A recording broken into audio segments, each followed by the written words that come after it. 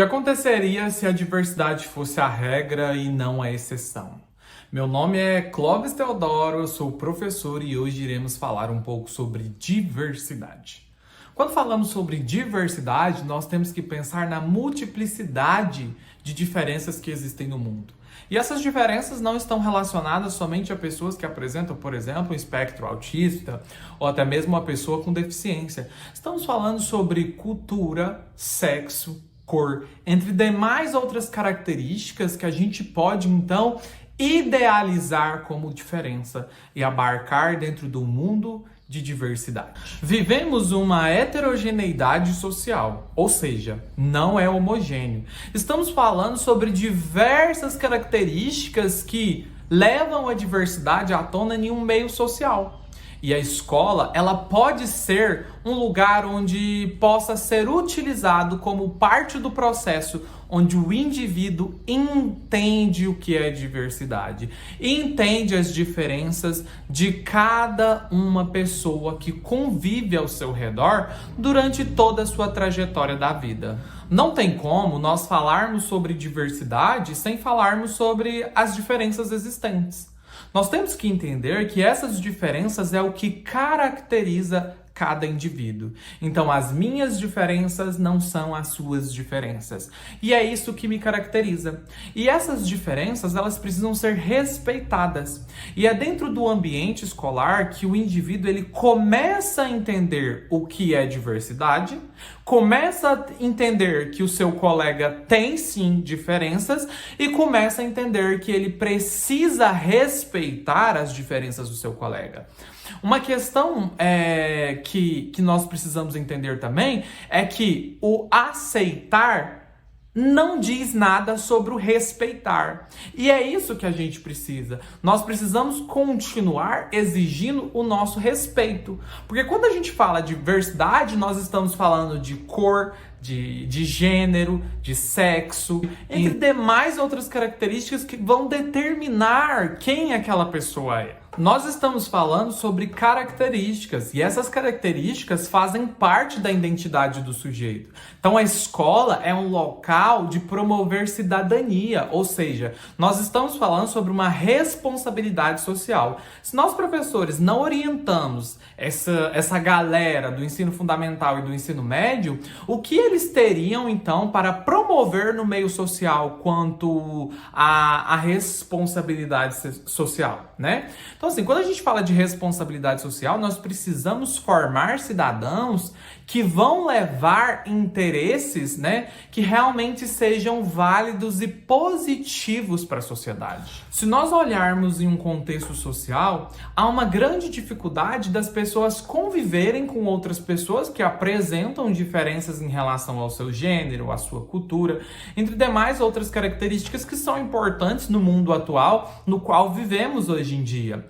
E essas características, muitas das vezes, levam à separação dessa sociedade. Ou seja, quando a gente olha por um viés religioso, por exemplo, há uma divisão da sociedade, onde elas implicam que algo que é errado para mim, para as outras pessoas também seja, entendeu? Então a gente tem que tomar cuidado e aprender a relacionar para a gente equilibrar esse convívio social entre as pessoas. Porque se a gente olhar em um mundo, em um total amplo, se a gente olhar para uma amplitude maior, nós podemos perceber que essa questão de não aceitar a diversidade não ocorre só na escola, ocorre em todo o contexto social, ocorre em todos os lugares, no meu serviço, em uma empresa, em uma clínica odontológica, em todo lugar ocorre essas questões de diferença, porque as pessoas não entendem a subjetividade das outras pessoas. E isso é importante. E a escola vai ter a responsabilidade de ensinar sobre o convívio social e sobre os valores. pois nós precisamos propor ideias que idealizem a inclusão de todos em um mesmo contexto educativo. Porque quando nós falamos sobre inclusão dentro da escola, nós não estamos falando somente daquele aluno que apresenta uma deficiência. Não, nós estamos falando sobre todos os tipos de diferença. E essas pessoas, elas precisam se sentir acolhidas. Elas precisam sentir que, mesmo com a diferença, ela está ali para somar com algo.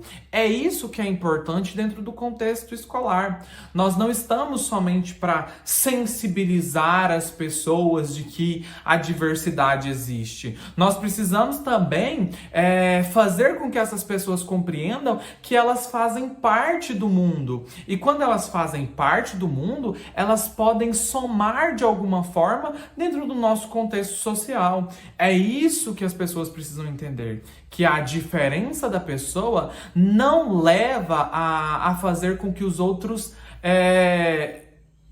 tratem ela com um índice de inferioridade, por exemplo. Mas, professor, como eu poderia trabalhar o tema diversidade na escola? Ou seja, primeiramente, nós precisamos promover espaços de acolhimento. Essas pessoas, elas precisam se sentir acolhidas para que elas se sintam pertencentes do local, certo? Depois, nós precisaríamos, então, abrir discussões, dar vozes para essas pessoas, porque a partir do momento que nós damos vozes a essas pessoas, elas começam a se sentir pertencentes, então elas vão começar a buscar algo. Quando a escola entende que tem um papel crucial na vida dos estudantes, esses estudantes também entendem que eles são alguém. Ali eles vão estar se formando de alguma maneira como cidadão, né? É um direito de cidadania estar na escola.